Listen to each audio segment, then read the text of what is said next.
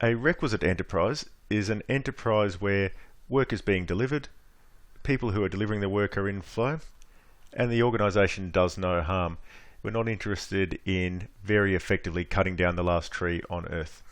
It's the job of every managerial leader to set this up so that these things occur.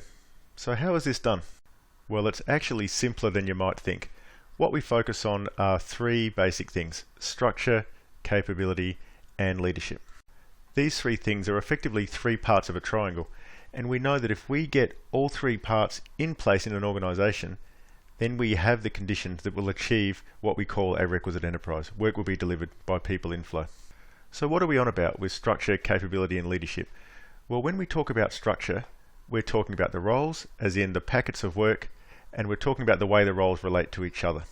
And when we say relate, we don't just mean relating cross-functionally, but relating vertically. And we're also talking about ensuring that all roles have the authority that they need in terms of the role relationships to get done what they're accountable for. Of course, structure by itself isn't enough. We also need to fill that structure or fill those roles with capability, with people who can handle the complexity of what they're going to be asked to do, as well as having the knowledge and skill to be able to successfully execute what their role requires. And then the third part of the triangle is leadership. And when we say leadership, we're not talking about charismatic motivational speakers. We're talking about the ability to create clarity and align roles and assure effectiveness by adding value so that we can actually all end up getting together to where we need to be. So what's the point of this? Well, let's consider what a manager is ultimately paid to do by an organisation. A manager is paid to convert people's capability into results for the organisation. And this can only be achieved if the work is actually being delivered by people who are in flow. So what we're asking managerial leaders to have is a fundamental understanding of how being able to structure their area, structure their work, being able to put capability into those roles that can deliver, which naturally requires an understanding of what effective capability looks like, and then being able to understand what leadership truly is, understand the practices that, if put in place with competence, will see people's work become aligned and will assure effectiveness.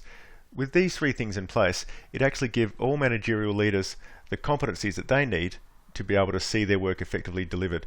In other words, do what they're paid by the organisation to do, which is turn people's capabilities, turn their best efforts into results that the organisation needs. This is what the concepts of requisite enterprise teach us. They teach us how we can go about doing, in the case of a managerial leader, what our job truly is. And we need to know all three parts of structure, capability, and leadership for this to be successful.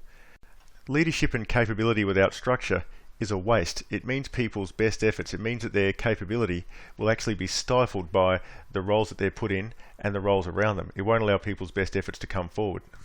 Leadership and structure is not enough alone, because if we don't have capability in the roles to be able to deliver, then we're actually setting ourselves up to fail. Effectively what we're doing is we're saying that the manager will end up doing a lot of the work if the manager doesn't understand how to fill the roles with the capability that can deliver. And capability put into the right structure without leadership is quite simply a waste. It means that we actually have the structures in place, we have the capability to deliver, but we haven't created the clarity about why and where, about what we're actually trying to deliver. And along the way, there's going to have to be adjustments, there's going to have to be realignments, there's going to have to be performance assured, which is all the fundamental acts of leadership. So there you have it. Our three basic pillars, our three basic sides of the triangle being structure, capability, and leadership. And by all managerial leaders having an understanding about what each of the three are, how they work together, and then the ability to put this into practice, it allows an organisation to effectively be set up and run in a way that will see its work delivered and its people be in flow.